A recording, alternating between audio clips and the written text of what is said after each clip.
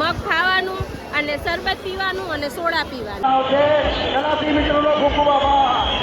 કલાસી મિત્રોનો ખૂબ ખૂબ આભાર.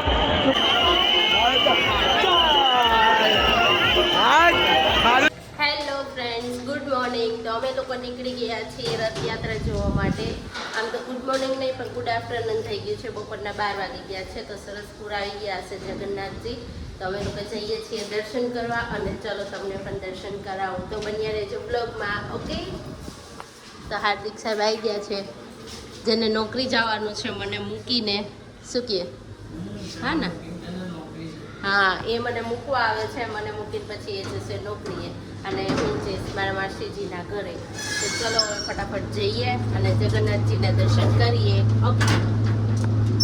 પહોંચી ગયા છીએ અને મસ્ત ઠંડુ ઠંડુ શરબત પી લીધું છે અને મગનો પ્રસાદ પણ આવી ગયો છે.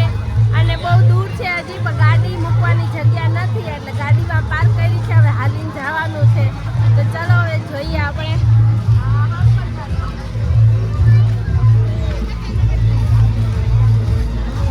રાજકોટમાં લોકમેળો હોય ને એના જવાનું છે.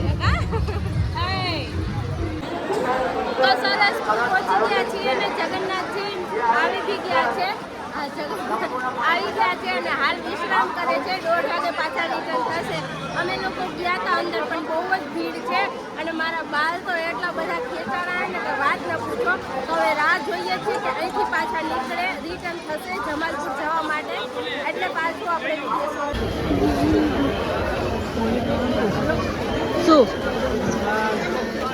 શું પૂછવું હે? અમારું એક જ કામ છે, મગ ખાવાનું અને શરબત પીવાનું અને સોડા પીવાની. બીજું કાંઈ નહીં કરવાનું. બસ.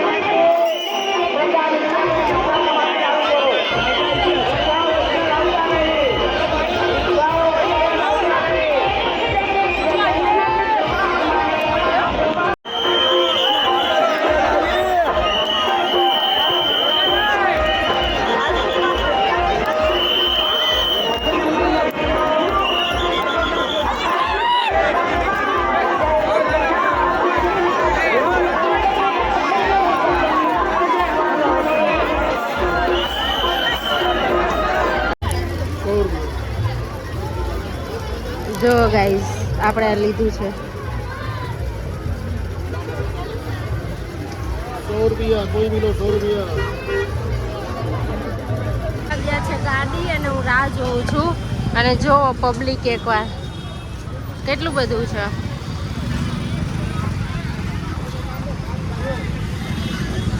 તડકો બહુ જ છે એટલે હાર્દિક ગાડી લઈને આવે પછી જઈએ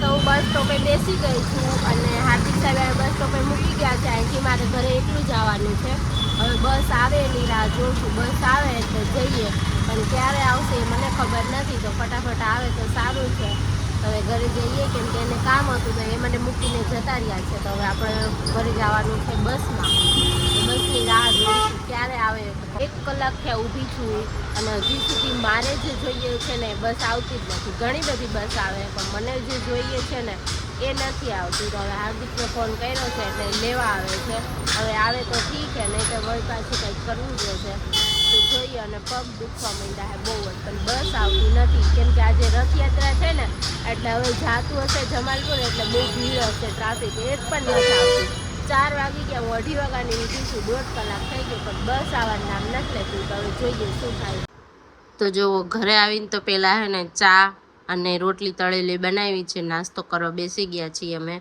અને મારા પગ તો બહુ જ દુખે મને લાગે ગરમ પાણીમાં પગ બોળવા પડશે અને આજે અષાઢી બીજ છે ને આજે એટલે વધામણા આવશે જ વરસાદ આવવાનો હે પવન બહુ જ ઉપડો હે તો ફટાફટ હવે કપડાં વપડા લઈશું મને તો ઊંઘ આવવા માંડી છે પણ હવે અત્યારે ઊંઘાય નહીં કેમ કે સંધ્યા ટાઈમ થઈ ગયો છે અને ભૂખ બી લાગી છે એટલે મેં લઈ લીધા છે દાળિયા મસ્ત મજાના જો મારે મકાઈ ખાવી છે પણ મકાઈ અત્યારે બાફીશ ને તો પછી એનાથી પેટ ભરાઈ જાય તો કંઈ જમાશે નહીં એટલે મેં કીધું મકાઈ નથી ખાવી એટલે થોડાક દાળિયા લઈ લીધા અને પછી દીવા કરીએ કેમ કે 7 થઈ ગયા છે એટલે અને સંધ્યા ટાઈમ થઈ ગયો છે આજે અષાઢી બીજ હતી ને તો ખાલી 2-4 જ વાર ઝાપટા નાખ્યા વરસાદ આવ્યો તો ખરી થોડોક 2 મિનિટ માંડ આવ્યો છે રામ જાણે તો સરસ મજાનું બસ હવે જો અને વ્લોગિંગ ચાલુ છે ટીવી જોઉં છું ટીવી ચાલુ કર્યું છે ઊંઘ આવે છે એટલે અને હવે દીવા કરીશું પછી રસોઈ કરી એટલે બટેકાનું શાક બનાવ્યું છે રોટલી છે અને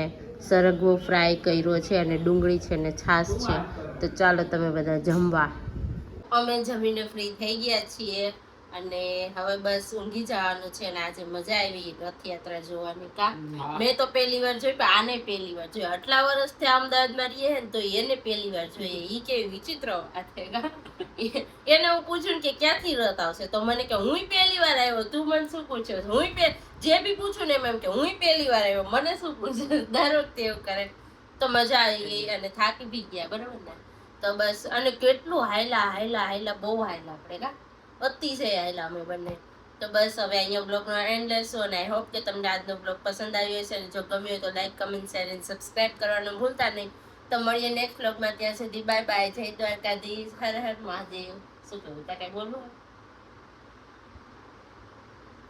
એને કાંઈ નહીં બોલવું તો ગુડ નાઇટ